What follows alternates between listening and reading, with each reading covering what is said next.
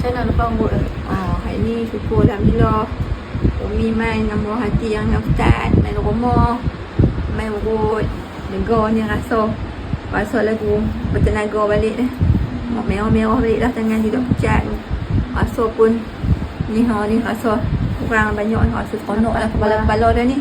Tak sat kepala tu nak beralih pun takut cekang. Ni rasa goyang tak apa. Tak pening lah. Kalau selalu nak bagi salam sembahyang sikit lah tak lepas. Okey. Sakit ni. Kali balik ni nak sembahyang. Dia berasa sini sakit. Allahuakbar. Syukur alhamdulillah lah. Syukur alhamdulillah. Terima kasih lah Allah. Terima kasih. InsyaAllah. Dekat bulan puasa main dengan susah payah lah. Tak apa. Tak ada. Syukur puasa lah. Tu minat hati nak puasa lah kan. Tak suruh perut mengelak. Apa pun. Tak Tuhan izin lah. InsyaAllah. Kaki kuat balik.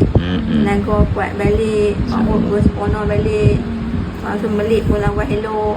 Syukur lah, dah ada apa lapang, senang balik. Syukur dia buat amal ibadat tu, Umi tu. Baik. Terima kasih semua.